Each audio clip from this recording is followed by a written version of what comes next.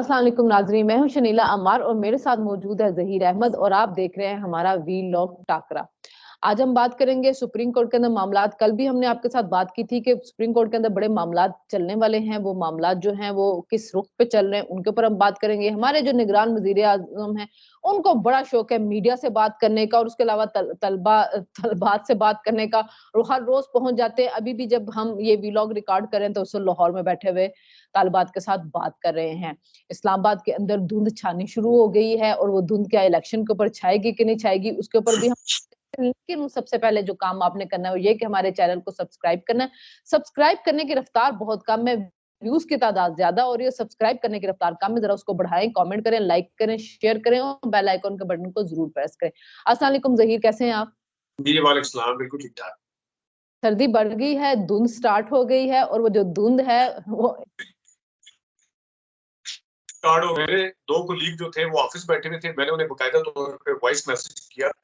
मैंने कहा आप लोग अभी अभी भी बैठे हुए हैं क्योंकि आप मजीद बैठेंगे तो ये मजीद बढ़ जाएगी, एहतियात करें। तो हम देखने वालों को भी कहते हैं, खासतौर पे इस्लामाबाद होता है, लाहौर पहले से चल रही है, तो इतनी मुश्किल से घर पहुंचा होना कि आपकी सोच है। हाँ, धुंध बहुत ज़्यादा है और उसमें एक ये है कि तो एक पब्लिक सर्विस मैसेज ये है कि जो अपने बुजुर्ग और बच्चों उनका ख्याल रखें, उनको बाहर सर्दी में जाने ना दें। दूसरा ये कि बुजुर्गों को कहीं लेके जाएं तो उनको मास्क जरूर पहनाएं, वायरल इन्फेक्शन फैला हुआ है।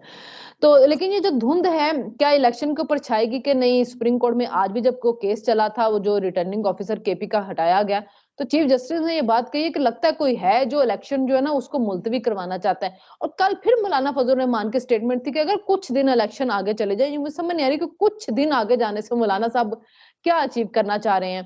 तो ये धुंध इलेक्शन पे छाती नजर आएगी आपको, या आपको लग रहा है कि इलेक्शन जो है वो 8 फरवरी को हो जाएंगे? देखिए, एक तो बड़ी खुशहाल बात है कि चीफ जस्टिस साहब जो है वो इसके ऊपर डटे हुए हैं कि इलेक्शन 8 फरवरी को करवाने हैं। और दूसरा जो उन्होंने आज पेशावर हाई कोर्ट का, वो तो खैर लीगल लोग आगे बता सकते हैं या कल हम इसके ऊपर तफसील से तबसरा कर लेंगे। ऑल दो ये बात तो ठीक थी कि आरओ अगर लगाया गया, उसका अपना भाई इलेक्शन लड़ रहा था जो भी है उस हवाले से।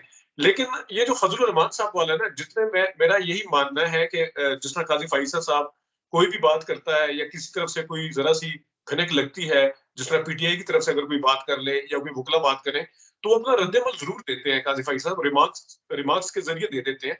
लेकिन मुझे हैरानी इस चीज़ पे है कि मुसलसल पहले भी और शेड्यूल आने के बाद भी फजलुर रहमान साहब मुस्तकिल तौर पे ये बात करते हुए नज़र आ रहे हैं कि लेकिन उसके ऊपर कोई रद्द-ए-अमल या कोई रिमार्क्स अभी तक सुनाई नहीं दी है। तो मेरे ख़्याल में इसके ऊपर भी आना चाहिए कोई ना कोई कुछ। लेकिन उसमें ज़हीर वो ये ना कि उनका एक सियासी बयान है, जो चीफ जस्टिस जो रिमार्क्स देते हैं ना, वो हमेशा लीगल मैटर्स के ऊपर देते हैं।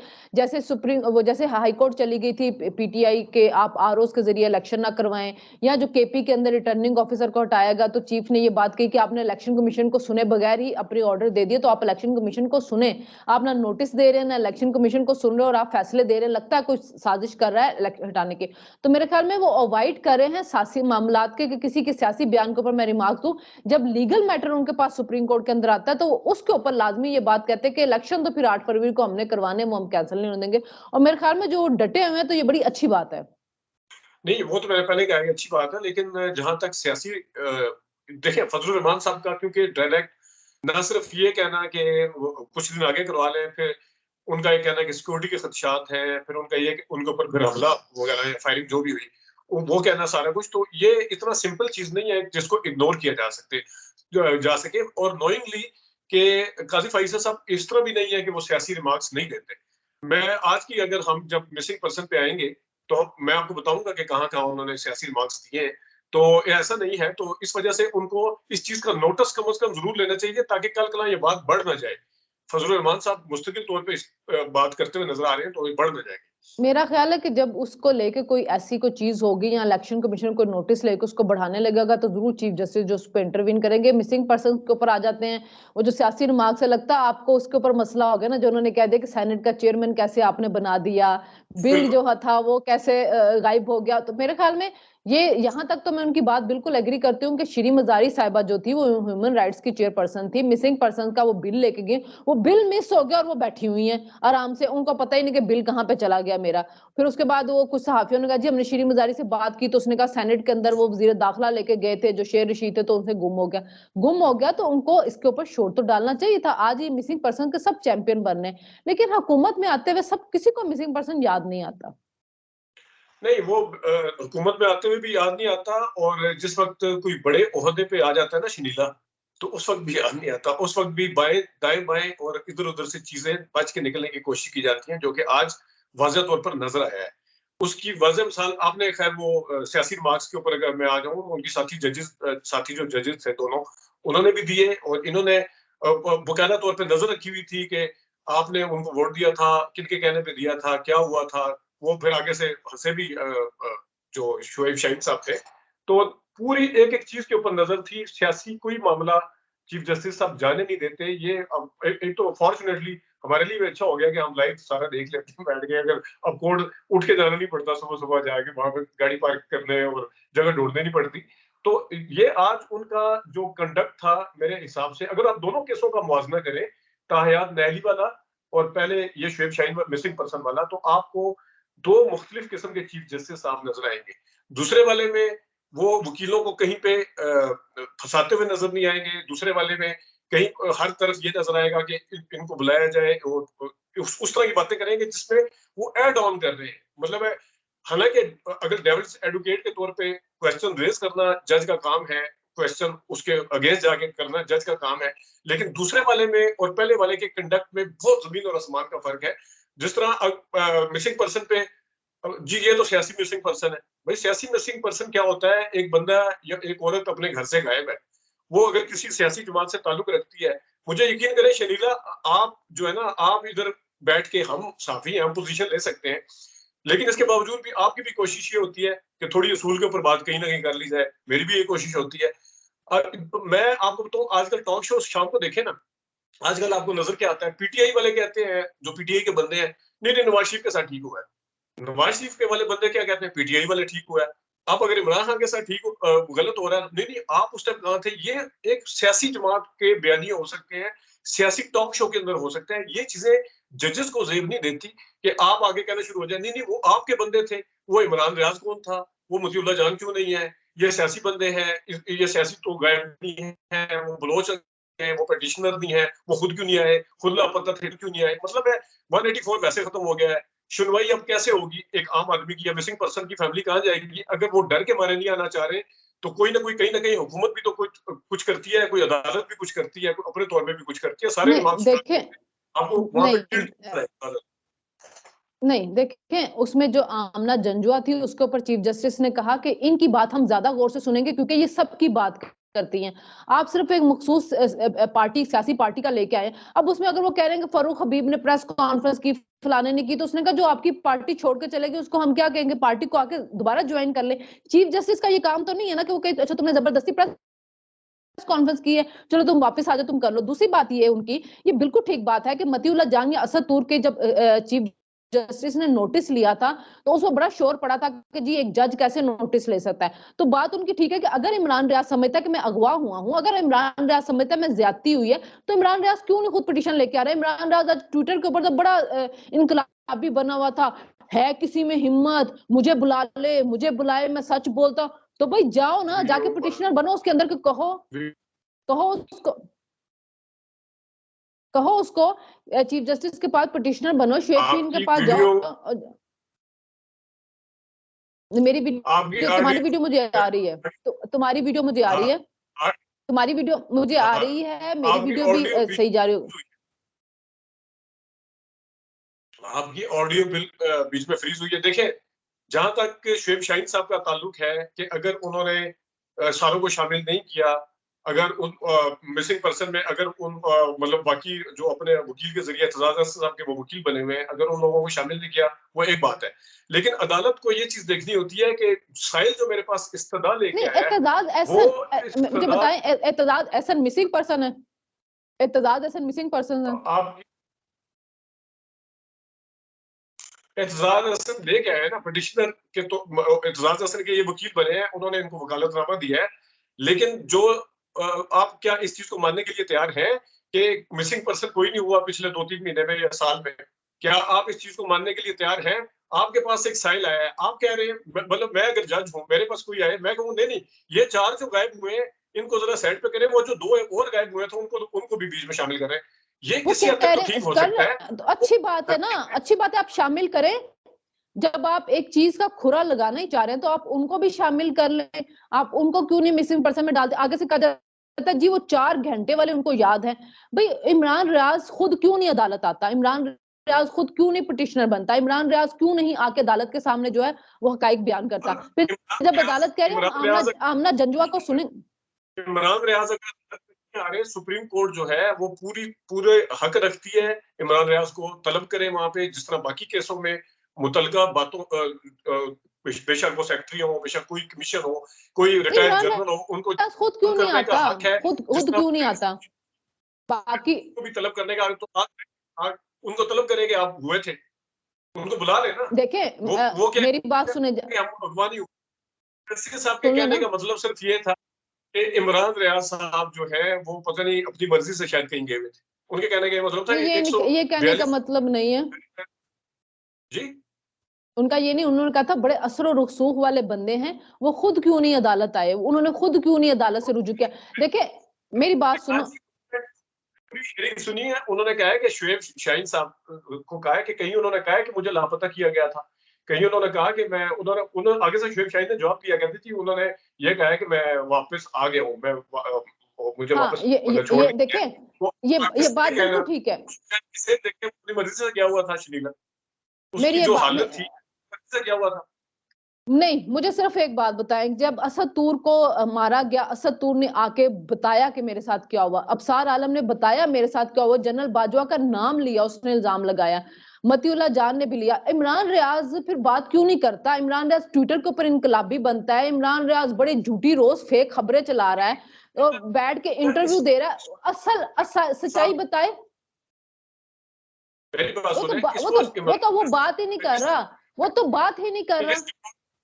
सारे सब तक रखे, खा वो उस्मान डार है, खा वो सदाकत अब्बासी है, खा वो कोई खवातीन है, खा जो अगवा किए गए, खा वो कोई अफसर अगवा किए गए, सब उन सब तक रखे, जो कि शुएब शाहीन खाली इमरान रियाज के लिए नहीं आए थे।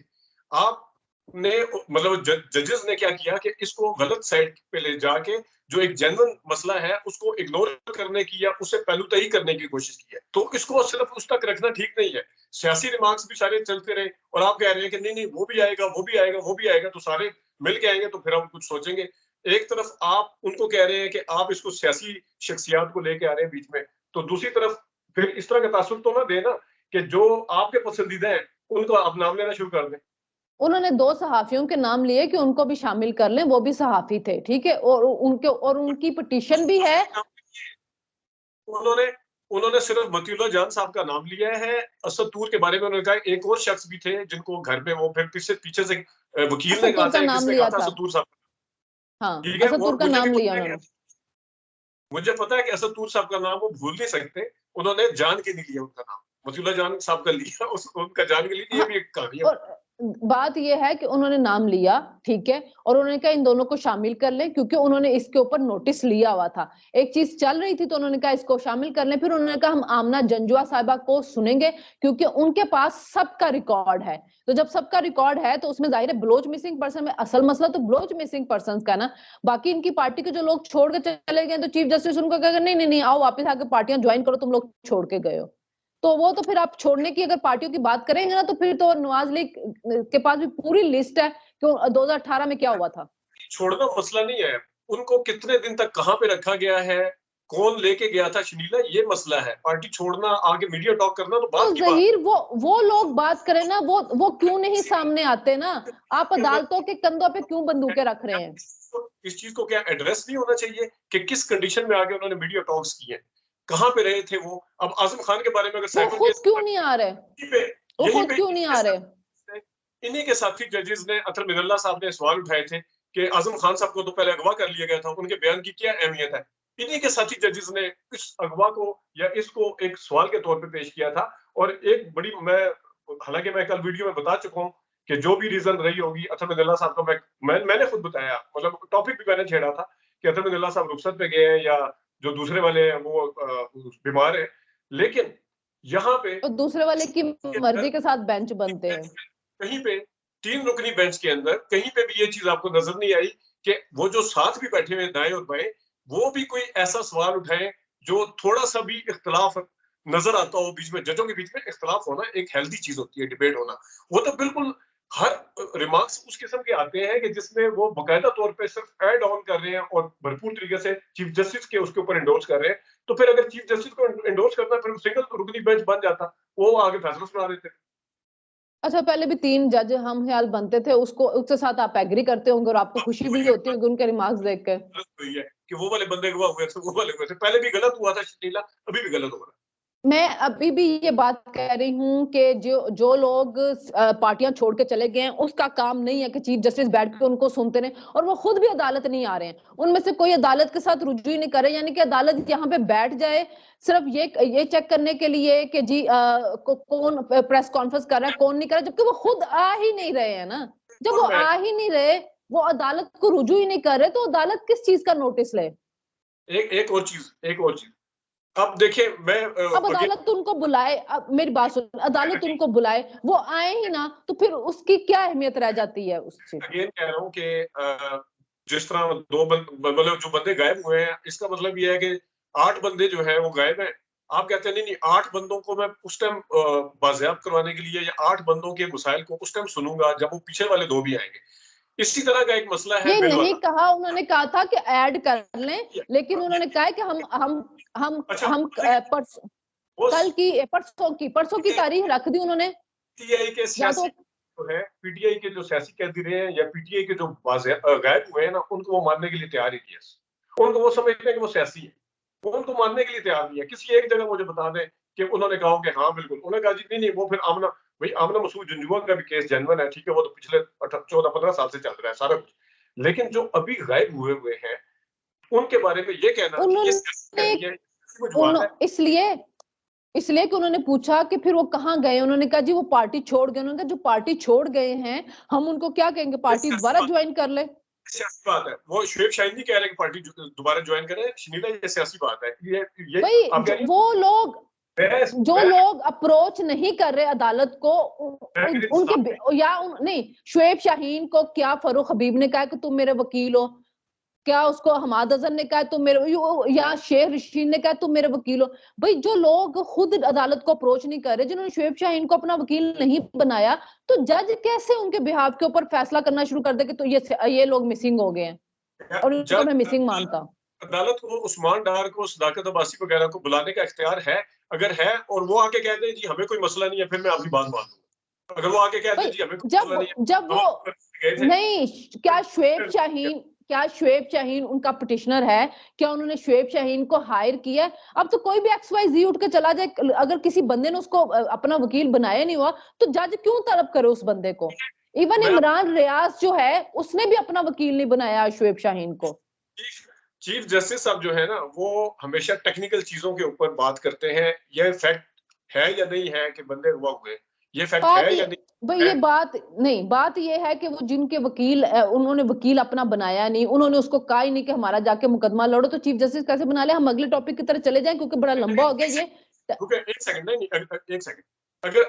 अगर उस्मान डार और सदाकत, अब देखें चीफ जस्टिस अपना माइंड दे चुके हैं।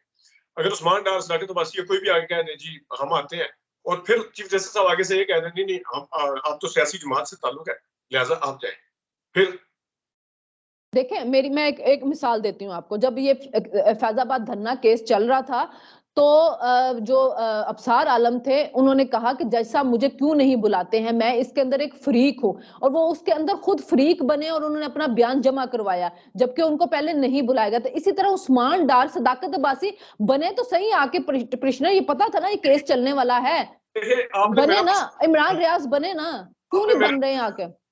आपने मेरा मसला खुद हल कर दिया, मैं भी यही कह रहा था। अबसार आलम को भी कहना पड़ा, अबसार आलम को कहना पड़ा कि मुझे क्यों नहीं बुलाते। इसी तरह आज इमरान रियाज की हाँ, के सुना है मुझे तो बुलाया इमरान रियाज, कि मैं नहीं आऊंगा। इमरान तो रियाज इमरान रियाज बने ना फ्रीक, इमरान रियाज पिटिशनर बने। जज ने भी आज यही कहा, उसने कहा बड़ा असर और रसूख वाला, वो हमें अप्रोच कर सकता है। इमरान रियाज बने, फ्रीक बने, सदाकत अब्बासी फ्रीक बने, उस्मान डार बने, क्यों नहीं बनते? इमरान रियाज के बारे में ये भी कह देते हैं कौन है ये, बताया जरा इमरान रियाज है कौन, उन्होंने कहा कि साफी है, फिर बाद में ये भी हाँ पता था कि असर और रसूख वाला है। हाँ, तो यही उसने कहा ना कि जब सहाफी है तो सहाफी तो असर और रसूख वाला हो गया ना, सहाफी है तो असर और रसूख वाला हो गया।